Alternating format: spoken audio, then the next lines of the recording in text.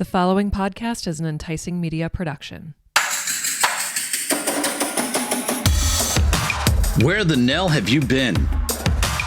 Join us for conversation about life, business, and everything in between. Welcome to What the Nell, where we've got stories to tell. Here's your host, Nell Tice. Hello, everyone, and welcome back to another brand new episode of the What the Nell podcast with yours truly, Nell Tice. I have someone today that is no stranger to the podcast. He's also my neighbor, literally right down the street. His name is Ross Stockdale. He is a father, a fractional CMO, retired cage fighter, and bulldog for small business owners. We love that around here at What the Nell. He brings the thunder to your business with personal care and harsh truth to increase profitability, strategic marketing, and leadership. Welcome back to the podcast, Ross. Thank you, Nell, for that very gracious introduction. As Nell has mentioned, I have been on the podcast before. However, it's been 2 to 3 times where I've told her, Nell, I have never been on your podcast. And she has gently reminded me that I was full of shit.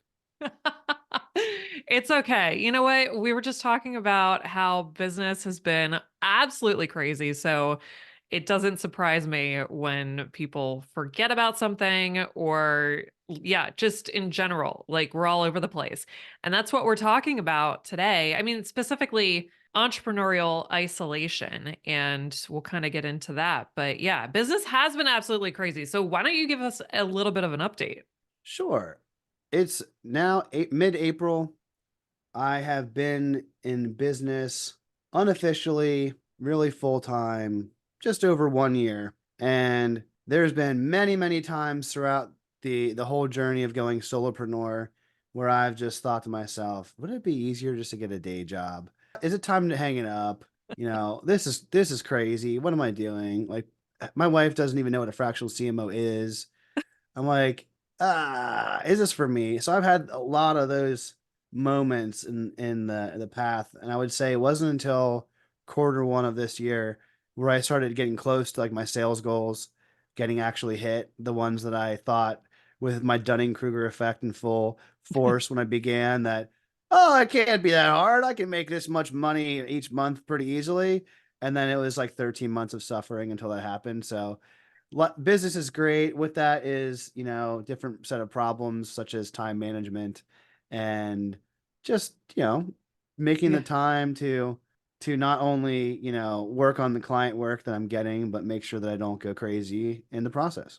Yeah, that's a really important part. I'm glad that you brought up your wife doesn't know what a fractional CMO is. Can you explain to us what a fractional CMO actually is?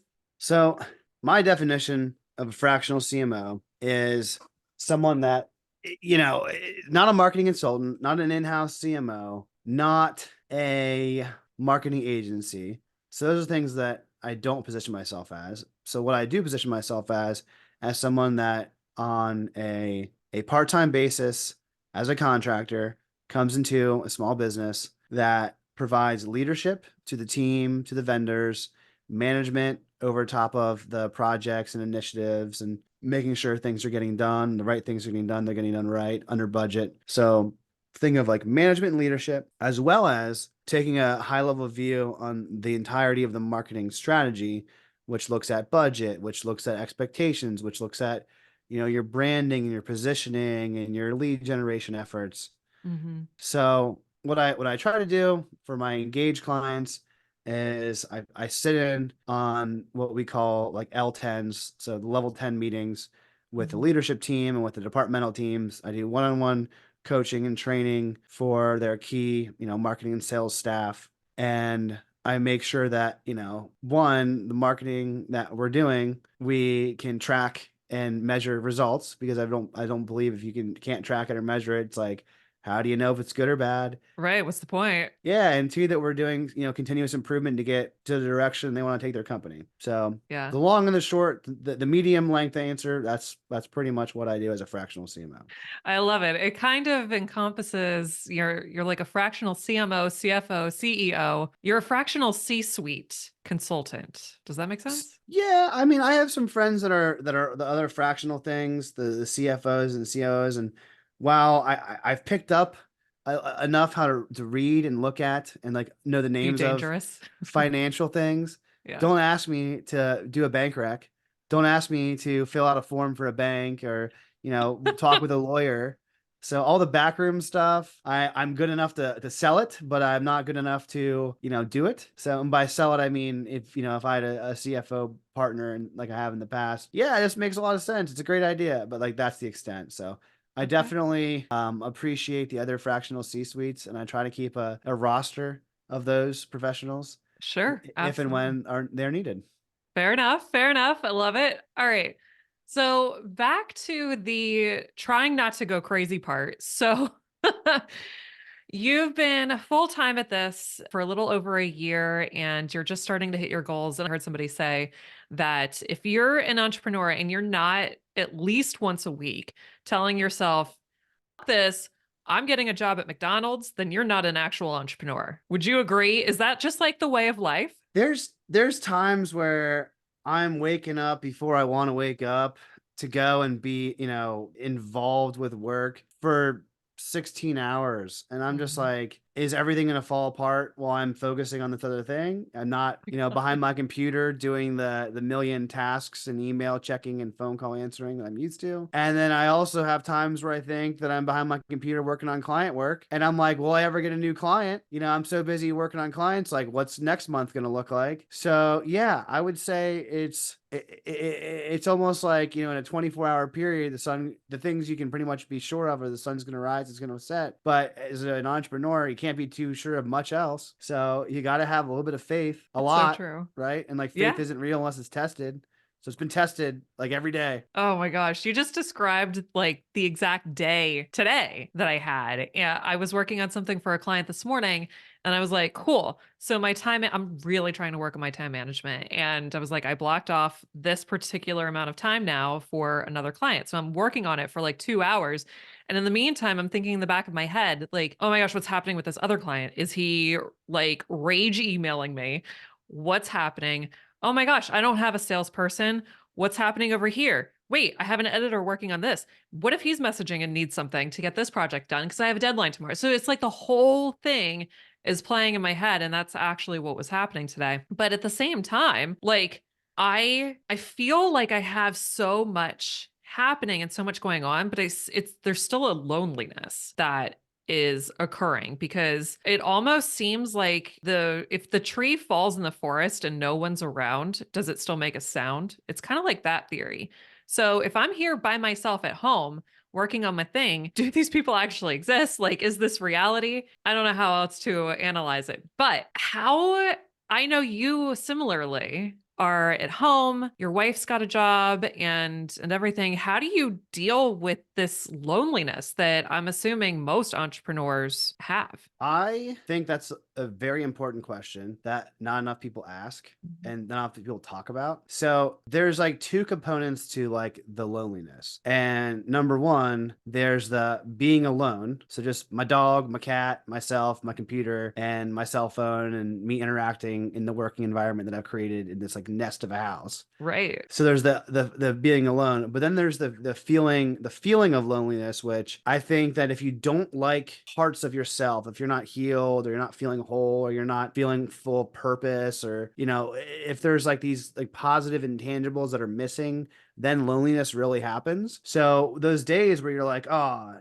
I didn't, something I'm working on with a client didn't go as expected, or I'm not getting the results as than the same time frame that I wanted them to, it's taking longer than expected, or the money situation, what I thought was the situation, maybe I didn't, the revenue wasn't the same number as I thought. And there's all Yeah. these things that if you look at them as negative and it's just you can like ruminate on it and Oh, you get that's a real spiral. down. You just kind of like, I call it like the spin cycle. It's like you're getting the laundry machine, the washing machine, and you're just, now you're just kind of soaking in your soap and your water and your dirty thoughts. And you're like, am I ever going to get out of here? And then I think the thing that keeps me from, so there's two things that I've incorporated in my weekly schedule that's been a change. It's been a Mhm. huge positive change. One of my clients is a Brazilian Jiu-Jitsu gym, and it's Mhm. purely a passion hobby thing for me. Like, I was very into that as a sport. Some people love to lift weights or go hiking or whatever. I really like to do Brazilian Jiu-Jitsu. So I coach there one night a week, and Nice. I try to make sure to train there one day a week. And it's like 50% is like the actual training and the exercise and the actual fitness part. The other half is I shoot the shit a lot and like make friends there. So Yeah. I always have on my calendar time to like connect with friends, like community, like in person. So that's been super, super helpful, where at least I know if it's like a Thursday, I'm like, all right, a couple days, Sunday, I'll go hang out with my buddies. So that's been clutch. And then the number two thing, I've found that if I start to sit in my chair and I'm like getting these negative thoughts and like, oh, the world is like tough and this is a bad shake, like the bad thoughts, right? Yeah. The ones you can't shake. I just think of like, okay, there's all these things that I can't do. What can I do? And sometimes like I'm lucky enough to have a father that picks up the phone, or a brother that I have a relationship with that I talk to. Mhm. So I'll end a Zoom. I'll make sure all my work that I feel like I can get done this day, whatever, because the to-do list is never ending and sometimes you're just fried. But like I'll just pick up the phone and call a friend. Like I'll act like it's like I'm doing cold calling for work, like with the same don't think about it, just dial, like you need to make a call back. I'm Yeah. like, how the hell are you? And if I get someone on the phone, great. But otherwise, I'll leave them a text message. Hey, I was just thinking about you. I saw this in the news or saw this on TV. Want to shoot you a message. So me actively acting like a salesperson to connect with people that are in my life that I care about. Yeah. That's like focusing on what the locus of control is back on me. I can help my own personal relationships. If I can't see it, at least, we're still there. And then the other thing that's been super helpful from a time management standpoint is I have to keep reminding myself, like, why the hell did I do this? Oof. Yeah. And the answer, like when I look at my calendar, it's like, okay, I have 3 hours a day. I book out to be with my daughter and my wife, Mhm. so I spend at least 3 hours a day with them. And I'm like, this is cool. Yeah. My kid has no idea what's going on. She's not two yet. She doesn't care. She just wants to see if you can eat crayons, So like talking with a toddler, talking with a little kid makes it like all the stress in my own head really silly. Interesting. And then with my wife, like I've found that if I talk with her about work, it doesn't necessarily, like it's like a 15 minutes in a day that she has the bandwidth in her brain to engage on work. And she's Mhm. really learning what a fractional CMO is over time. In the beginning, she had no fucking clue. But Yeah. now she kind of gets it because I've had time where I've tried to talk to her way too much about work. But more it's like, hey, checking in, like, how was your day? Like, I want to ask her questions. I want her to open up. Yeah. So connecting with the people that live in my house, my family, for a period of time has been like the only way that like I can't imagine if I lived alone and all I did was work. Oh my gosh. That's where I'm at. It's like, yeah, work really hard and do your stuff, but like don't forget why you do it. Yeah. Oh, that's amazing. So here's a question. I think I experienced this a little bit when I was first started, like my first year, and maybe this is just a feeling of guilt, but my husband Kenny would, because I don't think he fully understood what I did either. And so he would ask questions all the time. He'd come home from work and he'd be like, so what'd you do today? And what's this? And what's that? And he'd ask all these questions. And I almost took it as like are you asking me this because you think I'm not doing anything? Like critically. Yeah. Did you ever Yeah. feel like that? Or is it just like a disconnect? Because that's what I think it is. It's a disconnect between the Oh, spouse just either not totally understanding or is like, what is that? it's this. I think that people that are self-employed and entrepreneurial are probably realistically like less than 10% of the population and probably closer to like 1% of the Ooh. total amount of people is my guess. Yeah. Is my guess. So like having it's very, very, very unlikely then, like 1 in 100 chance or less, 1 in 200 because it's your spouse. There's two people Right. that like your spouse is wired the same way for work and lifestyle as you. So having the expectation for me made me help me like that frame helped me to not take it anything personal. Like they just don't get Yeah. it. Yeah. So for me, it was like at first, my wife was like, you could just get a remote W-2 job. Like you can just like get a full-time job working like remote customer service for someone Yeah. and then just try and build your business. So at least you have some cash coming in. And then her doing that wasn't like telling me to give up or that I wasn't doing enough work or that I wasn't good enough. She was trying to like help. Like I Yeah. took it as like they're trying to help Yeah. or trying to understand.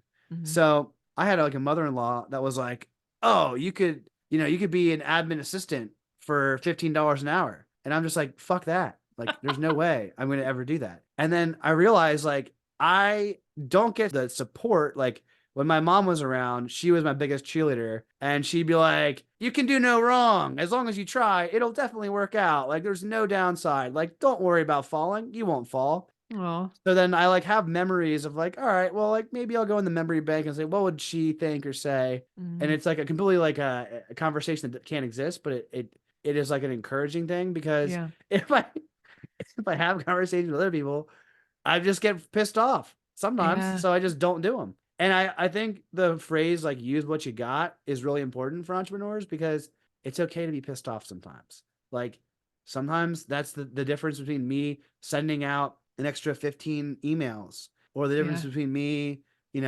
making sure that my accounting is as good as I can get it, or the difference between me, being like, don't know if I can make this call or I can make this decision. And then I get pissed off. I'm like, I have to, so do it. Yeah. So that's like one of the ways I look at like leveraging what I got. And I Yeah. will say that the more and more time passes, the more and more like, I didn't get a job. Like I had to tell I had to do a talk yesterday. It's like, I haven't been in like a full-time employee for 5 years. And like, that's kind of nuts. Cause like, I still think about getting a job, but I'm like, wait, I've already made it 5 years. Like, why can't I make it another like 5 years in 1 month? That is the craziest part. It literally is. You think every single week, like, oh my gosh, I should probably just go back and, I've got the safety net and I can get the health insurance and like everything. And on the other hand, you're like, there is no way that I'm hireable. Like, I could I'm not not. be an employee. I'm great as what I am. Like Right. if I can be myself, I'm really good at being myself. But like when it comes to being what somebody wants me to be, I like have this like intrinsic rebellion against that. I know. I'm I'm like, the fuck same you. way. Not personally, but like I have to be myself or it freaks me out. Yeah. No, it's absolutely true. It's almost this just like, I don't know, this inauthentic like robot of a person that I feel like somebody would it just yeah. I want to like rebel against that. My body is like working against that. I just yuck. But anyway, so you mentioned you block off like 3 hours a day to spend with your family. So what happens in the time management realm? What happens when something goes off the rails? You end up spending more time on a time block than you anticipated. What happens if you get less? Like what happens if the day just goes off the rails? Do you freak out? Like what happens? I have been I have not always been like this, by the way. I used to never use a calendar and just wing it and like show up to work and then like I'm gonna work and then I'm gonna leave when I leave and like whatever. Yeah. So what I do, like there's some good examples. Like I had to be in like Harrisburg, so an hour away ish Hmm. for an all day meeting that went from 9 to 5. But I always make it a point to pick up my daughter at daycare by like 5 o'clock. So I usually end my day at 4:45. There's Yeah. no way I could get her from daycare, but I made sure that this was planned so far in advance, and I had them actually change a date to do this so that my kid could at least get picked up. So at least there's peace of mind that like Child Protective Services is not going to be, knocking on my door. I So doubt like, that. so I basically tell people that like if we can't make it work on the calendar, it's just we have to make it work on the calendar. So Mhm. I use my calendar as like a guardrail barrier. Yeah. And then the times where shit's hitting the fan, and like today's a Thursday, so it's like daddy daughter night the whole time until she goes to bed. Yeah. This is a controversial parenting tactic, but I'm telling you, it has been like the number one bonding, like helping me to keep sane with work. Ooh. Okay. I have a couch next to my computer chair. There's a blanket. There's Pete the cat, my daughter's favorite toy. There's an iPad, which people are like, oh no, don't give them iPads. She's gonna be using iPads. Yeah. Like I use computers and TVs as soon as, like, I remember being 3 or 4 years old, sitting in front of my grandmother's like antenna wood box TV that barely worked, watching Yes. cartoons. Like, I can't be afraid of technology. And if she's on there for an hour while I work and then it's time for bath and bed, like, I got an hour's worth of work done while my kid's happy, like fully taken care of. And Yeah. I can, like, hey, are you good? Yeah, I'm good. Like, she's taken care of. Like, I'm still here, Yeah. but she's doing her thing next to me doing my thing. That's been probably the way that I have managed, like, my bookend of time the Okay. best, the best, the best. Wow. Okay. And if I have to be like to my wife, hey, can't spend the time, gotta work. She's been super flexible and like understanding, like, oh, this is just a period of time. We're not going to spend that time. He's going to work. But then I try to make it up on the weekend. Yeah. I try to make it up. Like, I Yeah. don't try to like lose the time. Like, I don't, I do work on weekends, but it's like only if people are sleeping or out of the house, or Right. like, Or if it y- just makes sense. yeah, if it makes sense. But like, I don't sacrifice the time. I either integrate my work and my lifestyle with my family, Yeah. or like I just stay up late, and then, like, I'd rather sacrifice my workouts. Like, I know if I do at least 2 a week, like, whatever, Right. I'm not Right. I'm not competing for Mr. Olympia. I'm not a bodybuilder. Who gives a shit? Like, and if I do 4, great, I hit my goal. But like, if I do 3, I don't. If I do 1, I don't beat myself up. Yeah.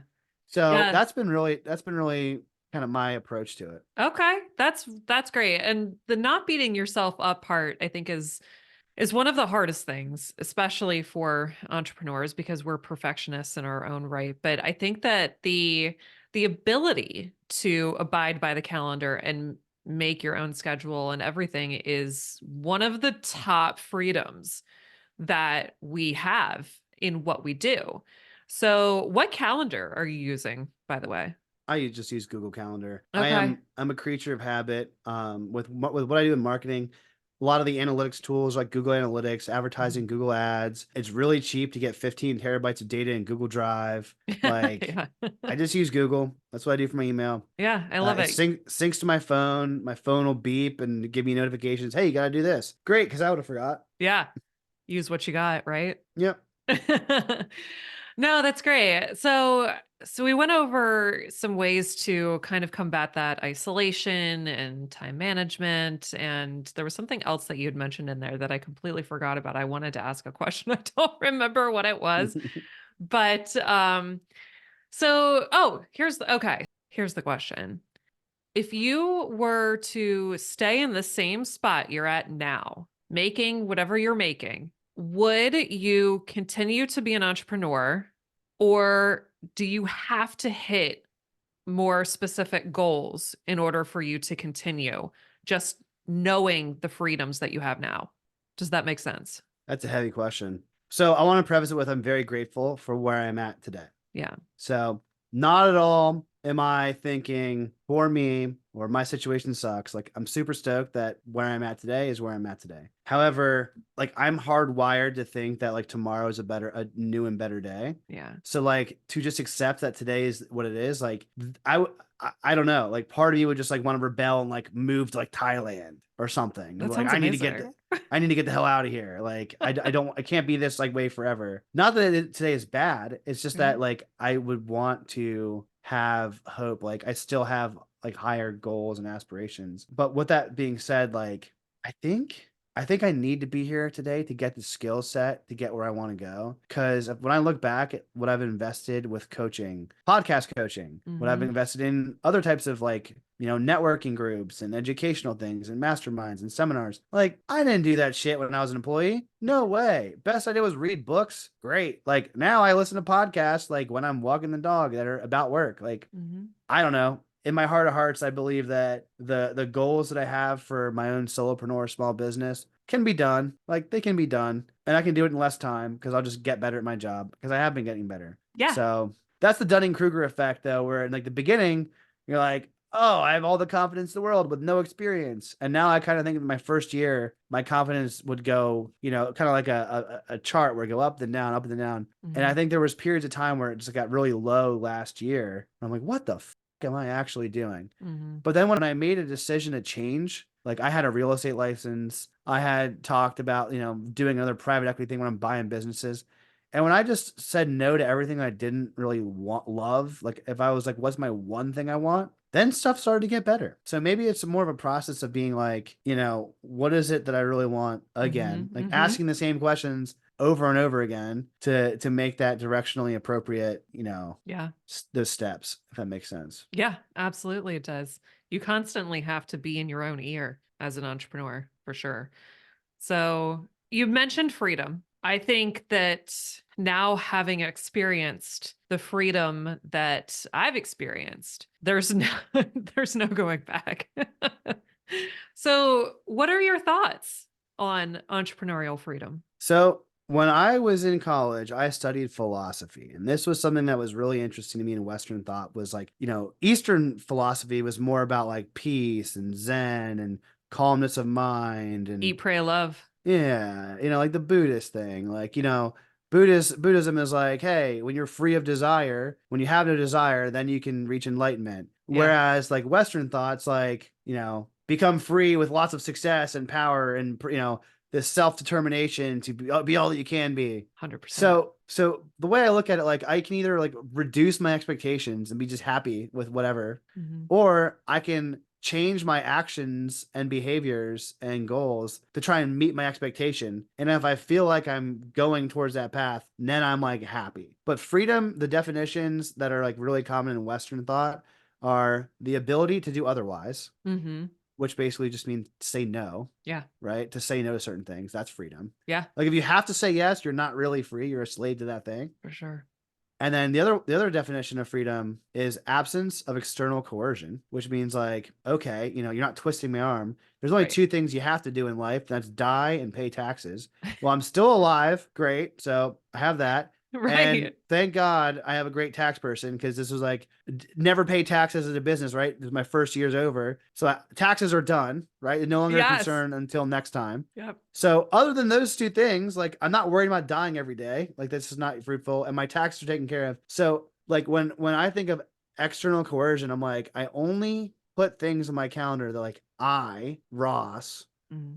is like signing up for. And the scariest part, because when I was a full-time employee, it's like you don't want to get fired. So you behave in a way in a company so they don't want to fire you, right? Like Sure, yeah. oftentimes you might not do what you think is best for the company. You might not speak your mind. You might not tell it like it is. You might not, go above and beyond because like what's the point? So Right. you try not to get fired. And if you quit, then you just lost everything, right? Because you're just Yeah. all in on this thing. So like being an employee is that's the reality. It's like if you're comfortable with that situation, with that deal, great. I'm not comfortable with that situation because that's not who I am. So Yeah. I have now in the last 12 months, I probably served 15-ish, 16 different clients. And I had to fire my first big fish client, which was, a Oh, lot of revenue. yeah. And I That tried sucks. everything. I tried everything in my power to make it work and make it right. And it just really what happened was I had to identify like what is my ideal client Mhm. and ask myself honestly, like, are they it? And the answer is really no. And I didn't learn that until like too long, or I chose not to take heed to the signs. Yeah. And I'm like, oh shit, like if I fire this client, there goes a substantial portion of revenue that like supports my family. And I'm like, oh no. But I thought, what happens if I don't? Like, do I want to keep having heart palpitations? Do I want to Mm. keep spending all this time on my calendar that I Mhm. know is not going to make them or me more successful? So I said, fuck it. And I was like, look, here's the honest truth. Like, here's what I've done. Here's what I want to do. Here's how I've seen the relationship shake out. Here's what we agreed on. Like everything's on the table. I was like, I'm happy to negotiate like how to make this work, but at the same time, like the answer could always be no. Like Yeah. I'm okay if we go separate ways. And like they had a huge internal organizational chart, change. And like I left and I'm like, well, my sales goal just went back a couple steps. And then out of nowhere, it's like almost like seemingly like the universe was like, hey, good choice. Now people want to work with me.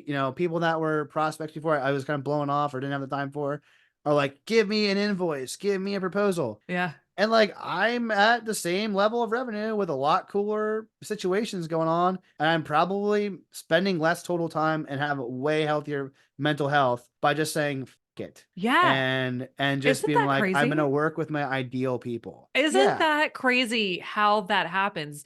I think we all go through that, having to fire our first clients and having to think about, oh my God, like I am losing all this revenue. But as soon as it's so cliche, so true, as soon as one door closes, another one opens. And if you do not believe in the universe, faith, energy, any of that type of thing, become an entrepreneur. You will be a believer tomorrow, 100%. You got to believe in So something. you got to believe in You got to something. believe in something. Absolutely. So we're getting towards the end of our episode, and it is tradition here on the What the Null podcast to ask the guest to tell us a What the Null story. So it could be anything crazy that happened to you recently, or anybody you know, anything that is kind of quirky, makes us laugh a little bit, because another big part of, I think, entrepreneurial lives is that we take ourselves too seriously sometimes. So give us a little something to go, what the hell just happened here? I was thinking about the answer to this question for maybe the last day because I knew it was coming. And I just was like, I'm woefully underprepared to answer this. But within the last like 60 seconds, I have like what I think is like the appropriate story, which is to me it's Yes. hilarious. So for those of you that, you know, may have been listening to a podcast I had with Nell before, or, you know, I've seen one that, you know, Nell was on my show, you know that like I do a podcast. I love what we're doing today. The jamming like this, having these conversations. I love to do this. So I had at the beginning of the year invested in these Mevo cameras, and I spent all this time and all this money and energy and effort researching and trying to figure this shit out. It's not my gift, like podcasting, like the production side, not my gift. It's why everyone who's listening, if you haven't hired Nell already, you should. So I had a relatively new client who I'm thankful enough that like most of my clients now I consider like almost friends, which is just great. That's amazing. And this guy, you know, shows up to my house, you know, oh, we have these microphones. This is how you use the headset. There's the sound check. Like, all right, the camera's on us. Like, we're in frame. Sound check's great. Okay, 3, 2, 1. And we had slotted for a 45-minute podcast, and it's going to be fine. And I tried to look at my guest during this, and I looked up at the camera, and I noticed there was no red dot on. Oh, no. So like, it wasn't recording at all for like the first 22 minutes of like, oh yeah. So I just like nonchalantly, thankfully Mevo is remote access with your cell phone, and have my phone open, like watching, and I'm like, I'm gonna hit record now, right? So I hit record on the video, like the video part of the podcast, literally 50% of the way through. Like I'm not gonna do it again. Oh my gosh. And I'm like, well, you know, we ball. Like, here we are. This is it. What am I going to do? Cry over spilled milk? He didn't know. Like, my guest had no idea. Oh my right? gosh. So we did our thing, and it was fun. It was fun. Mm-hmm. You know, I played poker a couple times. I tried to keep a straight face. Yeah. And at the end, I was like, hey, I know that you might not know this, but good news is recording went great. Sound check went fine. You know, you did great. Thanks so much. Did you have fun? Yes, I had fun. All right. Bad news is this shit didn't get recorded on video. So we're not going to do that 24-hour turnaround that I talked about before, because it won't be possible. Yeah. But I, through my habit of getting out of the house and like talking to people at like the jiu-jitsu gym and networking, I have a friend, Nathan, who you met. His entire business is doing short form video, like Instagram reels and TikToks and things like that for construction companies. And my client is a construction company. And Nathan, this is like his ideal client. And I was like, hey man, do you want to be a hero? And he's like, always. I was like, I have 22 minutes of clips that I need you to chop up and create some reels and shorts. Yeah. And I was like, don't know how much I can pay you, but I'm happy to let my client know that you're the one who did it and like save the day and create this marketable asset. I was like, it could be a lead for you, an introduction. Yeah. He's like, sure. So in 7 days, we got like 4 or 5 like clips, and it got more downloads than any of my other like long form YouTube video. And it's just like, to me, it was like, what the hell am I going to do? Yeah. And I just did what I thought I could do at the time. And like the reaction to it, like I think if you focus on bad feelings and focus on like, oh no, then you get more of that. And if you focus on like, here's an opportunity, let's see what happens, it could work out way better. 100%. So that was my story. That is such a good what the hell moment. And there's so many times. So try being a videographer and not hitting record. Like it's like the you had easiest one thing job in the world. Yes. The easiest of the tasks. You had one job, and like if that is your profession, it is so ungodly embarrassing. Thank God that's only happened to me one time. And it was I was like fresh, and it was fine. It all worked out. But if you can convince your mind and train your mind to jump to, all right, cool. How do we make this work? How do we solve this issue? Instead of, oh my God, I didn't do what I was supposed to. This sucks. Everything's ruined. If you can bypass that, man, there's no way you're not going to be successful. No way. So kudos to you for being able to bypass that section and heading to the, all right, let's figure out how to solve this. What else are you going to do? There's nothing to do. It's lost. It's So lost. Yeah, absolutely. So this has been a really awesome episode. And I think this is going to be really helpful to a lot of entrepreneurs, especially those that are starting out. And so, Ross, if anyone were to connect with you, where would they find you? Pimp yourself out. So I am on social media. My Instagram handle is Ross Stockdale 717. My LinkedIn's J Ross Stockdale. My website's thunderstockmarketing.com. You can find me there. That'd be cool. Reach out, connect, and happy to always make connections. Amazing. Love that. And don't forget to listen to Ross's podcast, The Thunderstock Show. How's it going, by the way? I didn't even ask you. It's still kind of going. Yeah. I'm not giving up. I'm still fighting the good fight. Good. And I look at it like if I don't quit, then I win. So that's my goal. I love it. I love it. That's those are famous last words, I think, for this episode. So if you take anything away from this episode, take those words away. Thank you so much, Ross, for being my guest again on this podcast. And to the listener, thank you so much. Head on over to YouTube. We are in full video mode now. So head on over to YouTube, subscribe to the channel, like the video.